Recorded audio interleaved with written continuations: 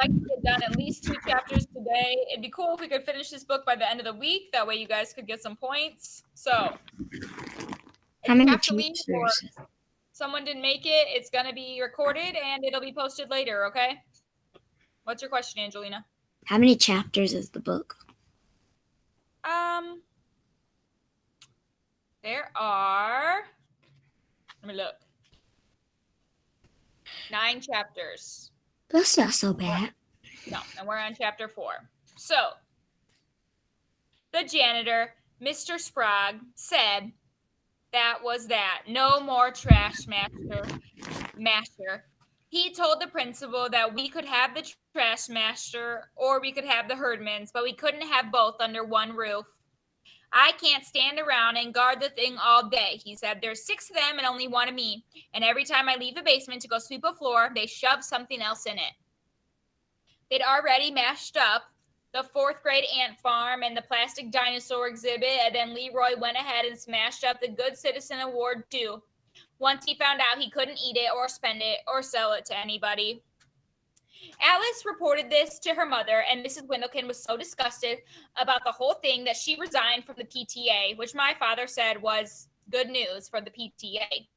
Of course, Mrs. Windleton didn't come right out and say, I quit because I'm mad at everybody. She just said it wasn't fair for her to run the PTA talent show because Alice was in it. She said Mother could do that because Mother didn't have any talented children.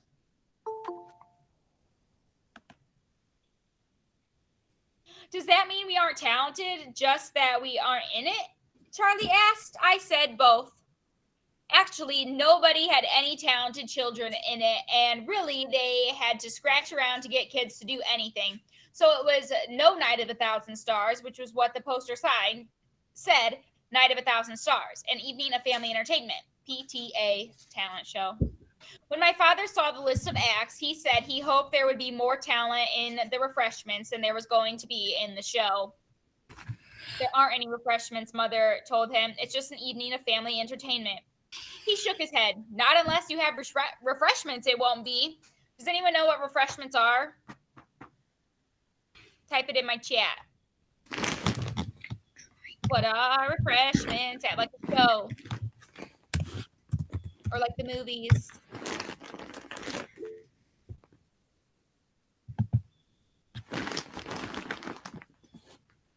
Drinks. Yeah.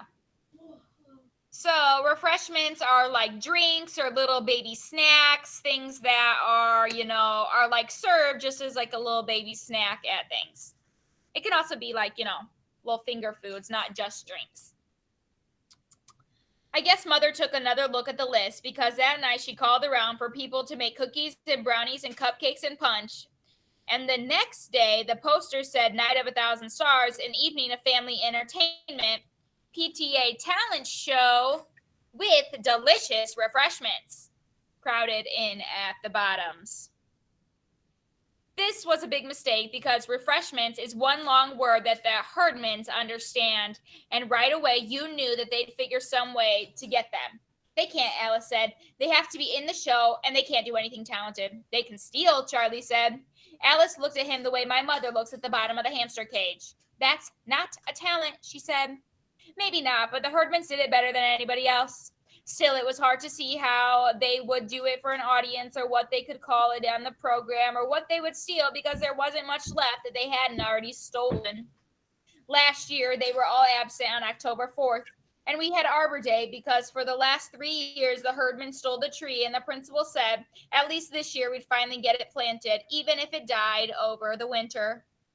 Maybe they've got some talents we don't know about, I said. Sure enough, 3 days later, Gladys Herdman took a pair of kindergarten safety scissors and cut Eugene Preston's hair in the shape of a dog. It could have been a cat, though, or a horse or a pig. Something with 4 legs and a tail, anyways. Or something that has 5 legs and no tail. You had to look right down at the top of his head to see it. And this was what you mostly saw of Eugene, anyways, because he was the shortest kid in the 2nd grade, or the 1st grade, or even kindergarten. So naturally, he got picked on a lot. And if you had to choose which kid in the Woodrow Wilson School to get his hair cut in the shape of a dog for no reason, you would choose Eugene.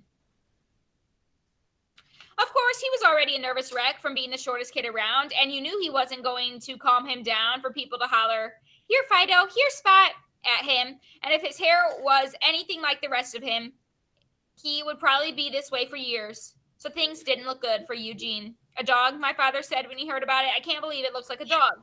"Who says it looks like a dog?" "The art teacher," Charlie said. "I heard her tell the principal. She said if it just wasn't on Eugene's head, she would display it as an example of living sculpture." "Why don't you tell that to Eugene?" Mother said. "It might make him feel better to know he's a living sculpture." I didn't think so. For some reason, nobody knew what a living sculpture was. I helped look it up in the dictionary. No, sorry, in the encyclopedia. But we looked under living instead of sculpture, and nothing got past living sacrifice, which was all about torture, and that didn't make Eugene feel any better. "Come on, Eugene," I said. "Don't be crazy. No one's going to make you a sacrifice." "Ha," he said. "How about Gladys Herdman?" He was really worried, and between being worried and short and having hair all chopped up, Eugene began to twitch and wiggle and bite his fingernails and bang himself on the head. Okay, poor Eugene's having a rough life, apparently. "I can't help it," he said. "It makes me feel better." Actually, there wasn't a kid at the Woodrow Wilson School who didn't wiggle or twitch or tie knots in his hair or something. Boomer Malone once ate a whole pencil without even knowing it till he got to the eraser and broke off a tooth. Some kids banged their heads too when they didn't have anything else to do. And of course, Ferdinand banged on the head, but nobody did it as hard as Eugene. This was fascinating to Gladys Herdman. She quit hitting him and hollering at him and just followed him around everywhere, waiting for him to knock himself out, we all thought. "Why do you do that all the time?" she asked him. But Eugene was scared to tell her the truth. He figured if he said it makes me feel better, she would pound him black and blue and claim it was a good deed. My mother thought Eugene ought to enter the talent show. It would take his mind off the troubles, she said. And there must be something he could do. I couldn't imagine what, except maybe stand up on the edge and be short, and I never heard of a show where part of the entertainment was somebody being short. So I was pretty surprised, along with everybody else, to learn that Eugene had a hidden talent that he would perform at the talent show. And then on TV, probably, Gladys Herdman said. Gladys was the one who discovered this talent, but she wouldn't tell anybody what it was, and she wouldn't let Eugene tell anybody either, not even his mother. So Mrs. Preston didn't know whether to get him a costume or a guitar or elevator shoes or what. My mother didn't know what to put on the stage for him to use. "Maybe he needs a microphone," she said. "Maybe he needs some special music. I'd really like to know because I want Eugene to be successful. It would be wonderful," she told us, "if Eugene could win first prize in the talent show." What she really meant was, it would be wonderful if anybody besides Alice Windlekin. No. Sorry. But I knew that wouldn't happen unless Alice broke both her arms and couldn't play the piano. I guess Charlie thought it was worth a try, though, because he asked Eugene what he needed for the talent show act. "I need walnuts," Charlie reported. But he said he'll bring his own. He doesn't want to. He's scared to be in the talent show, but he's more scared of Gladys. "What's he going to do with walnuts?" Mother asked. "I don't know, unless maybe he's going to juggle them," Charlie brightened up. "That would be good. Even if he drops them, that would be good." It seemed to me that if Eugene could juggle anything, we would all know about it. But maybe not. My friend Betty Lou Sampson is double jointed and can fold herself into a pretzel, but she won't do it in front of people because of being shy. It could be the same way with Eugene, I thought. I also thought he might back out, but on the night of the talent show, there he was. So for once, we had something different to look forward to. There isn't usually anything different or surprising about the talent show. One year, a girl named Bernice Potts signed up to do an animal act, and the animal turned out to be a goldfish, which was different. But then the act turned out to be Beatrice talking to the fish and the fish talking back, and Bernice telling the audience what the fish said. Charlie loved this, but he was in first grade then and believed anything anybody told him. Mrs. Windlekin said this act didn't belong in the talent show because it didn't have anything to do with a human talent. Even if the fish could talk, she said, that would just mean the fish is talented, not Bernice. Mrs. Windlekin didn't think Eugene should be juggling walnuts either, according to Alice. If he can do it, Alice sniffed, which he probably can't. Eugene didn't even try. When he came out on stage carrying a big bowl of walnuts while Mother was introducing him, "Our next talented performer," she said, "is from the second grade. It's Eugene Preston, and Eugene is going to... Mother never got a chance to finish because Eugene began smashing walnuts on his forehead, one after another, just as fast as he could. The walnut shells flew everywhere. People sitting in the back of the auditorium couldn't figure out what he was doing, and people sitting in the front of the auditorium knew what he was doing, but couldn't believe he was doing it. The principal, who was sitting in the back row, thought kids were throwing things at Eugene, so he started up the aisle and ran smack into Mrs. Preston, who was yelling for someone to stop Eugene before he killed himself with the walnuts. Nobody heard her. There was too much noise. Kids were jumping up and down and clapping and hollering, "Go Eugene, go Eugene, then go Hammerhead, go Hammerhead." Boomer Malone began counting the walnuts. 22, 23, 24. Pretty soon everybody was chanting 36, 37, 38. Boomer said Mrs. Preston fainted when Eugene got to 45 walnuts, but she didn't really faint. She just collapsed onto a seat, moaning something about scrambled brains. Eugene used all his walnuts. Then he set his bowl down on the stage and walked off. He looked taller to me, but that's probably because I was looking up at him for a change. Eugene didn't win first prize, but neither did Alice. Her piano solo was called Flying Fingers, and it would have been pretty flashy, except there were so many walnut shells stuck to the piano keys that she kept having to stop and start over. Eugene was the popular favorite, but I guess the judges didn't want to reward the Scramble Your Brains act in case it did eventually happen to him. So they gave the first prize to a kindergarten rhythm band, which was probably the best thing to do. It made all the kindergartner mothers happy, and it didn't make anyone else very mad. Of course, kids were all over Eugene, telling him he should have won and he was the best and wanting to feel his head. "Do you always crack nuts that way?" someone asked. And Eugene said no. Bet it was Gladys Herdman's idea. "Why?" Charlie said. "What was in it for Gladys?" If you didn't know any better, you might think Gladys felt guilty because of Eugene's dog haircut. But no one at the Woodrow Wilson School would think that. So when we went to the delicious refreshments, no one was surprised to find they were all gone. Mrs. McCluskey was in charge of the food, and when Mother asked her what happened, she said, "I just put the last plate of cupcakes on the table when Gladys Herdman ran in here yelling Eugene Preston had gone crazy in the auditorium and he was trying to kill himself. So normally I wouldn't pay any attention to anything the Herdman told me, but I could hear a lot of noise and stamping around and people yelling, 'Eugene, Eugene,' so naturally I went to see." She shrugged. "I still don't know what happened to Eugene, but I know what happened to the refreshments." Everybody knew what happened to the refreshments, but as usual, you couldn't prove anything because the evidence was gone and Gladys was gone. Mrs. Windleton didn't agree. She said the evidence was Eugene. It's obvious that Gladys Herdman got the poor little boy to knock himself silly and cause a big commotion.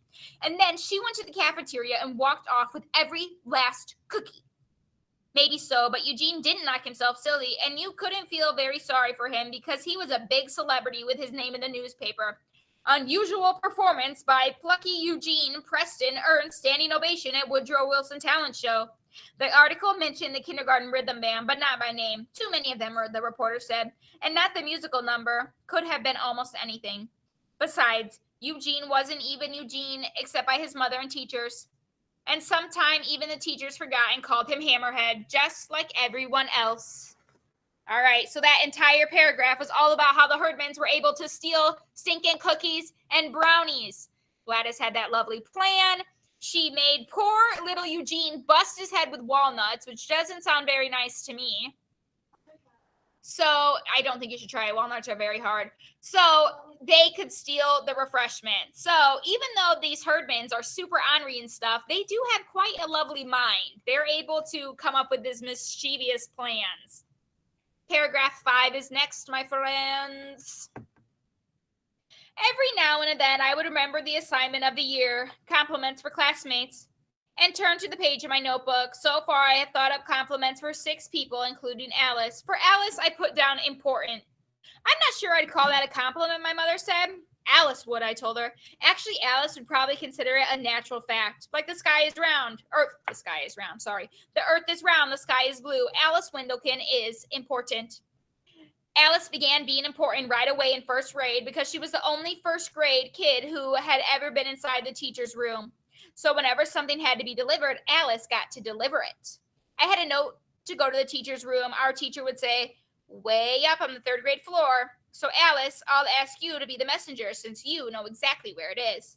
Then Alice would stand up and straighten her dress and pat down her hair and carry the note in both hands in front of her as if it was news from God.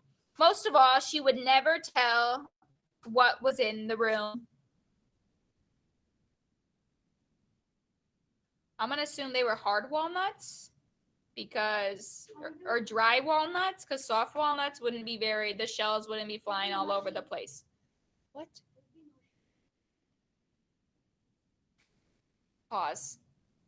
Everyone take 5.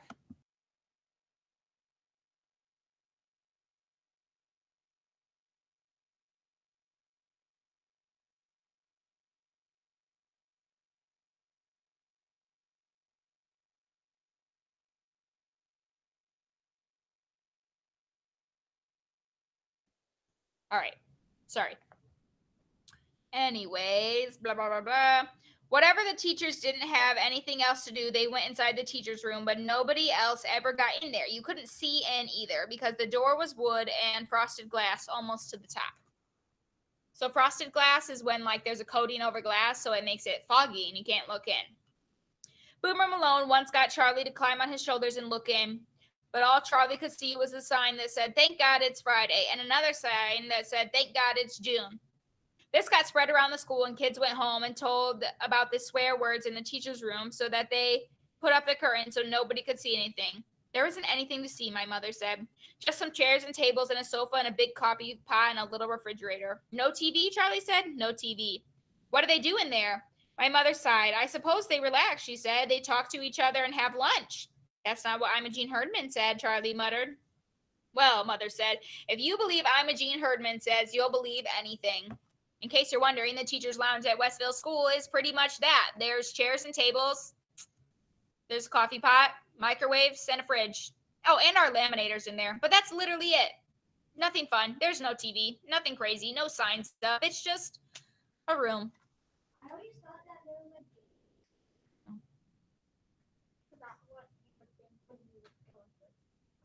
They go in there to smoke cigarettes and drink Cokes, was what Imogene had said. If somebody has cake, they put it in a Sears Roebuck sack and pretend it's something they brought, and then they go in there and eat it when nobody can see them. And they don't let anybody in who doesn't have the password. Charlie brightened up. What's the password? They pick a new one every day, Imogene said, and then they put it in the morning announcements, like in What's for Lunch? Once it was macaroni and cheese. I figured Imogene was making this up as she went along, so you had to be impressed with her imaginations. I even got out my notebook and started to write that down. Imogene Herdman has imagination. But then I realized it wasn't imagination. It was just a big lie. So I realized that finding a compliment for Imogene Herdman was probably the hardest thing I'd ever have to do all year, and I better start thinking about it. Of course, Charlie kept waiting for macaroni and cheese to show up in the morning announcements. And he was going to walk past the teacher's room and say macaroni and cheese and see what happened. But the next time it was on the lunch menu, Charlie was stuck in the nurse's room with a nosebleed and didn't get to try it. Imogene told him it didn't make any difference because the password of the day was softball. Did you try it? Charlie asked. Did you get in? I don't want in. Imogene gave him this dark, squinty look. If a kid gets in that room, they never let him out. Remember Pauline Elson? Charlie shook his head. Neither does anyone else. She got in the teacher's room. Remember Kenneth Weaver? Did you see Kenneth Weaver lately? No, because he's got the mumps. That's what you think. Kenneth doesn't have the mumps. Kenneth got caught in the teacher's room. I guess this was too much for Charlie. I don't believe you, he said. Imogene grinned, her girl Godzilla grin. Neither did Kenneth, she said. I told him he better not go near the teacher's room, but she shrugged. He did it anyways. Marissa, can you put your thing on mute? For once, nobody believed Imogene. Nobody told her so, but Alice Windlekin said that from now on, Imogene couldn't shove people around anymore because she was a proven liar. And no matter what she said, everybody would laugh at her and maybe knock her down because nobody believed that either. But it sounded great. Just wait till Kenneth come back. Just wait till Kenneth comes back, everybody said. But Kenneth didn't come back. Charlie hunted me up at recess with the news. He's never coming back, he said. The teacher gathered up his books and moved Bernadette Slocum into his seat and said, "Well, we'll certainly miss Kenneth, won't we?" It's just like Imogene said. "Oh, come on, Charlie," I said. "You know they haven't got him shut up in the teacher's room. Still, you have to wonder." First, Imogene said Kenneth was gone. Then he was gone. What if Imogene was right? I wasn't the only one who thought about this, and I wasn't the only one who found reason to stay away from the teacher's room, and even to stay away from the whole third floor. Kids suddenly couldn't climb stairs for one reason or another, or kids got dizzy if they went above the second floor. Alice had what they called a twisted toe and limped around holding onto chairs and tables, all on one floor, naturally. But Luelle McCluskey told the real truth for everyone. "I don't think Imogene Herdman is right," she said, "and I don't think kids disappear in the teacher's room, but maybe she is, and maybe they do, and I'm not going to take any chances." Then 2 teachers and a district supervisor and Mrs. Windlekin all got locked in the teacher's room by accident. They were in there for an hour and a half, banging on the door, yelling, and throwing things out the window. They took down the curtains and climbed up on the chairs and waved their arms around at the top of the door, but nobody saw them, nobody heard them, because nobody ever went near the teacher's room. They were all pretty mad, especially the district supervisor, and Mrs. Windlekin was hysterical by the time somebody let them out. By that time, too, they were all worn out and hoarse from yelling and dizzy from waving their arms in the air. Who finally let them out was Imogene. She said that she stood around trying to decide what to do. And that's what made Miss Windlekin hysterical all over again. "What to do?" she said. "Open the door and let us out." "What to do?"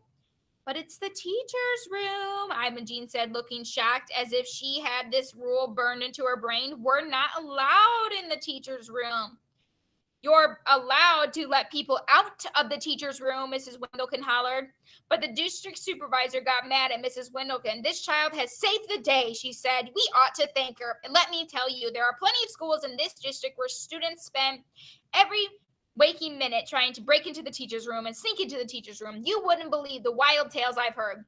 Now, here's a student who seems to understand that teachers need a little privacy. I hope you have more boys and girls like, is it Imogene? We have 5 more exactly like her," one of the teachers said. The district supervisor said that was wonderful, and nobody argued with her. Too tired, I guess, for jumping up and down, yelling for help. The whole thing got in the newspaper. "School personnel locked in third floor." It said, "Released by alert student." It didn't name the alert student, but it named everybody else who was in there. "Except Kenneth Weaver," Charlie said. "It doesn't say anything about Kenneth Weaver." "That proves it, Charlie," I said. "He was never in there." "Why in the world would Kenneth Weaver be in a teacher's room?" Mother said. "That whole family moved to Toledo." "Did they take Kenneth with?" Charlie asked. "Certainly they took Kenneth. Who would move away and leave their children?" "Mr. Herdman," I said. "My mother said that was different." Alice Windlekin cut out the image, Alice Windlekin cut out the newspaper article and gave it to Imogene. "I thought you'd want to keep it," she said, "since it's about you. Of course, nobody knows it's about you because they didn't print your name. I wonder why they didn't print your name." "They didn't print Kenneth's name either," Imogene said. "So what?" "So Kenneth wasn't there," Alice said. Imogene stuck her nose right up against Alice's nose, which naturally made Alice nervous and also cross-eyed. "Why do you think I opened the door to that room?" she said. "You think I opened that door to let all those teachers out? Who cares if they never got out? I let Kenneth out." "My mother was in there," Alice said, "and she didn't see Kenneth." "Did you ask her?" "No, because I know Kenneth Weaver is in Toledo." "He is now," Imogene said. This was typical Herdman, too shifty to figure out, and Alice didn't even try. Aside from congratulating Imogene, the district supervisor said that the worst part of being shut up in there for an hour and a half was the furniture. "Lumpy old sofa," she said, "broken down chairs, terrible lighting. It doesn't surprise me that the door was broken. Everything in the room is broken." So the teachers got a new sofa and chairs, and furniture store donated a new rug, and they painted the walls and fixed the door and bought new curtains and a big green plant. They left the door open too for a couple of days so everybody could see the new stuff, which went to prove, Alice said, that there's nobody hidden in there. There never was. Charlie was feeling brave too. "Where would they be?" He said. "There's no place for them." "Sure there is," Imogene pointed out. "How about that? The plant that ate Chicago." "The plant," my mother said that evening. "Well, I would have chosen some normal kind of plant like a fern, but I guess they wanted something scientific for teachers. The plant is a Venus flytrap. It eats flies, swallows them right up." Charlie looked at me, his eyes wide, and I knew what he was thinking, that maybe you could hear the password by accident, disappear into the teacher's lounge, and never be seen again because of death by plant. It eats flies, Charlie. Nothing but flies. Well, after that, it's just a plant, Mother said. It doesn't know a fly from a hamburger. I guess it eats anything it can get a hold of. Once Charlie spread the word around school, you would normally have kids lining up to feed stuff to a plant: pizza, potato chips, M&M cookies, and they would probably have to keep the door locked and put up a big sign that said private, keep out, teachers only. But none of this happened because nobody would go near the teacher's room, not even to watch the plant eat lunch. When the district supervisor came back to see the new furniture, she mentioned this and said the teachers would thank the thoughtful girl. What was her name? Imogene, for the peace and privacy. I guess she was right in a way, but I didn't see any teachers rushing to thank Imogene. And never mind how much I needed to find a compliment for her. I certainly didn't write Imogene Herdman is thoughtful, no matter what the district supervisor said. All right. So we are officially just finished page 78. And there are 150 pages, 150 some pages. So I think we have time. I'm going to read chapter 6 too. All right? Just because I want to be able to finish it this week. Once a year, we had to take an IQ test and a psychology test and an aptitude test, which shows what you might grow up to be if the Herdmans let you out of Woodrow Wilson School alive. But the only test the Herdmans ever bothered to take was the eye test. This surprised everybody because it meant that at least they knew the letters of the alphabet. You had to cover up one eye with a little piece of paper and read the letters on the chart. And then cover up the other eye and read them again. If you couldn't do it, it meant that you had to have glasses. Sometimes it just meant that you were scared, like Lester Yeagle. Yeagle? If you don't do it right, Gladys Herdman told Lester, it means your eyes are in backwards and they have to take them out and put them in the other way. This made Lester so nervous that he couldn't tell L from M and X from K, and when the doctor said, well, let's just switch eyes, he went all to pieces and had to go lie down in the nurse's room until his mother could come and get him. Besides having 3 other kids and a baby, Mrs. Eagle was a school bus driver, so she couldn't waste much time just letting Lester be hysterical. But Lester was too hysterical to tell her what happened. All he said was, Herdman's. Which one? Mrs. Eagle said. Which one did it? And Lester said Gladys did it. Did what? The nurse wanted to know. Gladys wasn't even there. I don't know what, Mrs. Eagle said, and I can't wait around to find out because I had to leave the baby with the Avon lady, and it's almost time to drive the bus. Come on, Lester, honey. Maybe you can find out, she told the nurse. Of course, Gladys said she didn't do anything, and the eye doctor said he certainly didn't do anything, but I got a look at the kid's braces, he said, and I'll bet that's his problem. I didn't think so. Having braces was no problem. Not having braces was the problem. Gloria Corbin's little sister got braces, and Gloria didn't, and Gloria cried and carried on for weeks. I'll grow up ugly with an overbite, she said, and she didn't even know for sure what one was. She just wanted braces like everyone else. That night, the nurse called Mrs. Eagle to say that apparently Gladys didn't do anything to Lester. We think the trouble may be with his braces, she suggested. What braces, Mrs. Eagle said. Lester doesn't have braces. But then she went and looked in his mouth and she nearly died. What have you got in there? She yelled. What is all that? It looks like paper clips. Sure enough, Lester had paper clips bent all around his teeth, and he got hysterical all over again because his mother pried them off. The nurse said she never heard of paper clips, but you know they all want to have braces or bands or something, and they don't know how much braces cost. Well, they cost 35 cents, Mrs. Eagle says, according to Lester. Gladys Herdman put them on for him, and that's what she charged him. And let me tell you, that kid better never try to get on my bus or any other Herdman either. Getting thrown off the bus was almost the worst thing that could happen to you. You had to go to school anyway, no matter what. So if you got thrown off the bus, it meant that your father had to hang around and take you, or your mother had to stop whatever she was doing and take you. So you got yelled at right and left. You even got yelled at when it happened to someone else. Don't you get thrown off the bus, my mother would say. Mrs. Herdman probably never said this, but she didn't have to worry about it anyways. The Herdmans never got thrown off a bus because nobody ever let them on one. Sometimes, though, they would hang around what could have been their bus stop if they had one, smoking cigars and starting fights and telling kids that the bus was full of bugs. Big bugs, Gladys told Maxine Cooper's little brother Donald. Didn't you ever hear them? They chomp through anything to get food. You better give me your lunch, Donald. I'll take it to school for you. Of course, that was the end of Donald's lunch, but at least, Maxine said, it was just a day-old bologna sandwich and some carrot sticks, so probably wouldn't do that again. They're just jealous, Alice told her, because they have to walk while everybody else gets to ride and be warm and be comfortable. Come on, Alice, I said. If you think the school bus is warm and comfortable, you must be out of your mind. But Imogene was standing right behind us, so Alice ignored me and said again how wonderful it was to ride the school bus and how she would hate to be the herdmans who couldn't ride the school bus because they were so awful. After that, they began to show up every morning at Maxine's bus stop looking sneaky and dangerous like some outlaw gang about to hold up a stagecoach. But they didn't do anything, Max said, looking worried. They just stand around. It's scary. It's scary, Donald, all right. And after 3 or 4 days, he wouldn't even come out of the door. So Maxine stood on the front porch and yelled, My mother says it's for you to go home. Well, we can't go home, Imogene yelled back. We have to go to school. Then they all nodded at each other, Maxine said, just as if they were a big, normal family or ordinary kids who got up and brushed their teeth and combed their hair and marched out ready to learn. Maxine felt pretty safe on her own porch, she said. Then why don't you get on the bus and go?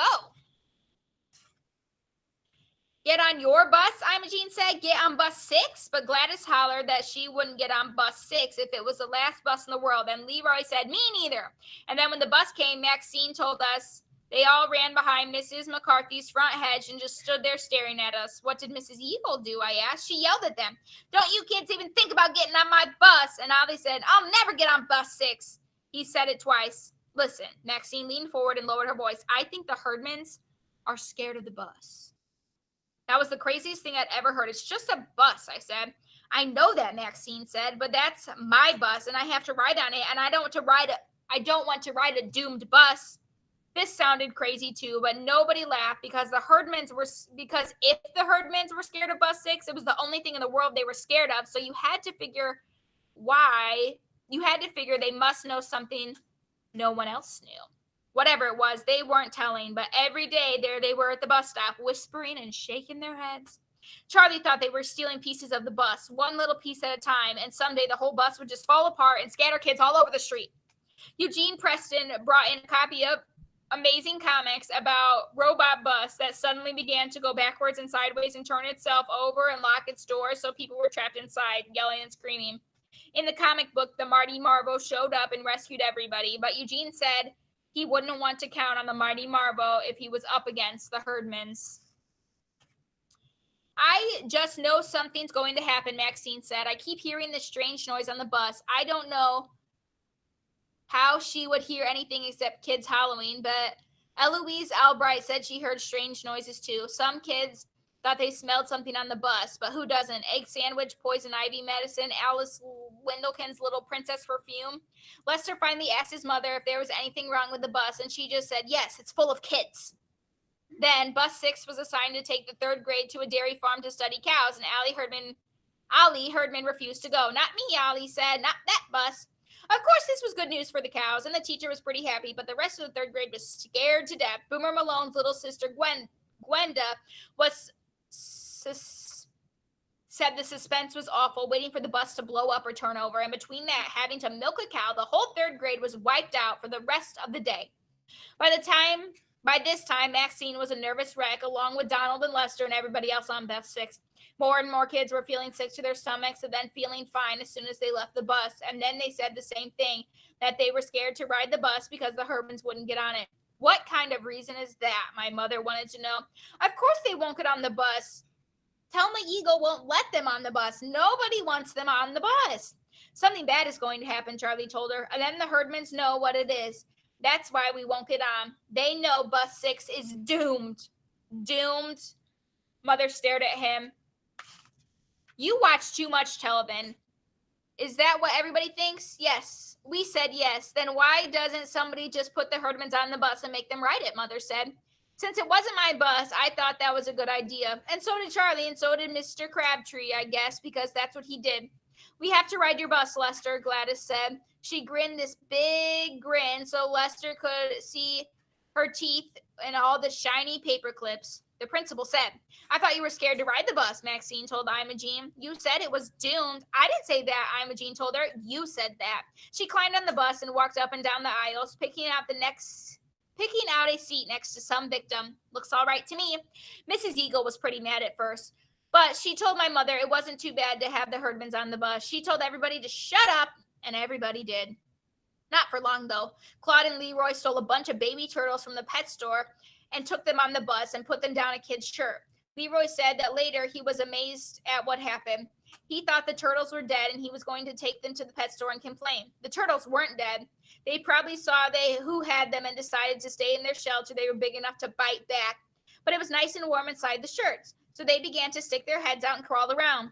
Of course, nobody knew they had turtles down their backs. Nobody knew what they had down their backs, but Donald Cooper thought it was a big bug, hungry, and tried of a peanut butter sandwich. I've got the big bug on me, he yelled, and right away all the kids began to yell and scream and jump up and down and thrash around, so Miss Eagle had to stop the bus and get everybody settled down. It was another week before the turtles came out from under the seats and behind the back of the seat, so it was a good thing that they were little to begin with and didn't grow very fast. Once the Herdmans had collected the turtles, they got off the bus and never came back. We don't want to ride this dumb bus, Ralph muttered.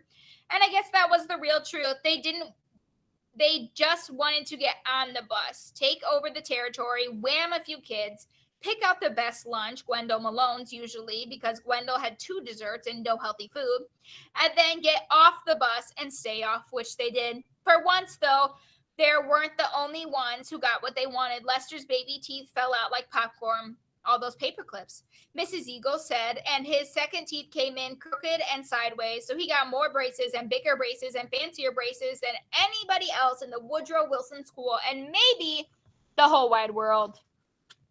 All right, we are going to stop there. Thank you for listening. Those people Marissa, that's not what we should be doing on the chat. If you want to type okay, you can type it one time. We should not